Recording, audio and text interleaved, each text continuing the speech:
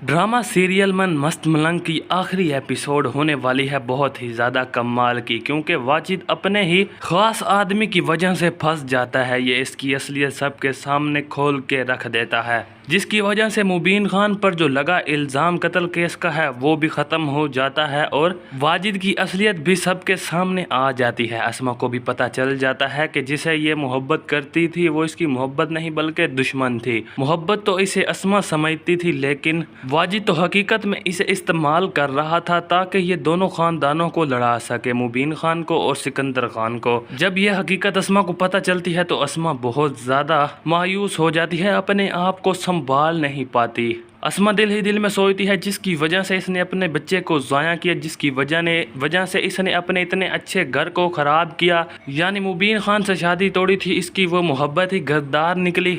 मैं अपने आप को कैसे माफ़ करूं, मैं इस वाजिद को कैसे माफ़ करूं।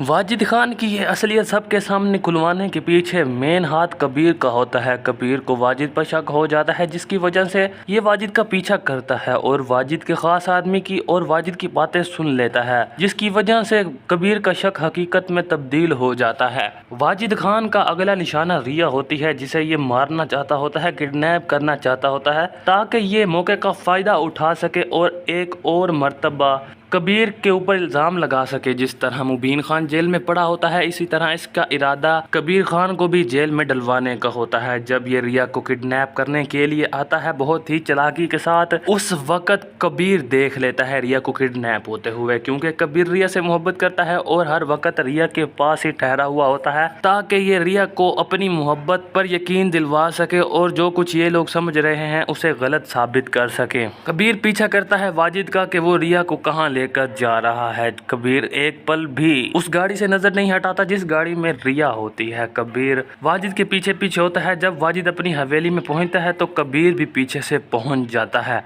कबीर जाते साथ वाजिद की खूब धुलाई करता है और रिया को बचा लेता है। कबीर वाजिद के खास आदमी को भी पकड़ के अपने साथ ले आता है। रिया को भी सारी हकीकत का पता होता है। जब अदालत लगती है जिसमें वाजिद की असलियत सबके सामने लानी होती है, कबीर ने इस अदालत में जज साहब ने मुबीन खान को सजाए मौत सुना दी होती है, लेकिन उस वक़्त रिया बोल उठती है। रिया कहती है मुबीन खान बेकसूर है। अस्मा कहती है तुम्हारा दिमाग खराब हो गया है, तुम हमारे दुश्मन को बेकसूर कैसे कह सकती हो, तुम कबीर की बातों में तो कहीं आ नहीं गई। इस वक्त रिया कहती है मैं किसी की बातों में नहीं आई, बल्कि आप वाजिद की बातों में हैं, इस वजह से आप ऐसा कर रही हैं। आपको वाजिद की हकीकत का पता नहीं है, अभी उसकी हकीकत कबीर खोल के सबके सामने रखेगा तो आपको पता चल जाएगा। कबीर वाजिद का जो खास आदमी पकड़ कर लाता है उससे सारी हकीकत उगलवा के जज साहब को सुना देता है और अस्मा भी सुन लेती है। अस्मा जब ये सुनती है तो अस्मा वाजिद के पास जाती है और इसके मुंह पर एक रख कर थप्पड़ मारती है। कहती है तुमने मेरे साथ ऐसा किया,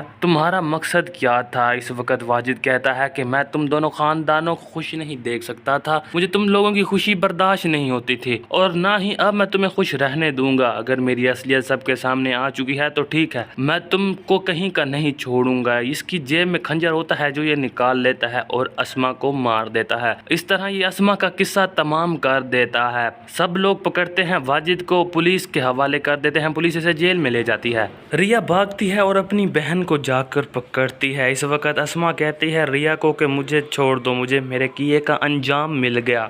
कबीर तुमसे वाकई में सच्ची मोहब्बत करता है, उसे मत छोड़ना। अब कबीर के अलावा तुम्हारा इस दुनिया में कोई नहीं है। रिया बहुत ज़्यादा रोने लगती है और कबीर रिया को संभाल लेता है। इस तरह इस ड्रामे की बहुत ही खूबसूरत एंडिंग हो जाती है। उम्मीद करता हूँ वीडियो पसंद आई होगी। वीडियो कैसी लगी कमेंट में ज़रूर बताइएगा और हमारे चैनल को सब्सक्राइब करना ना भूलिएगा।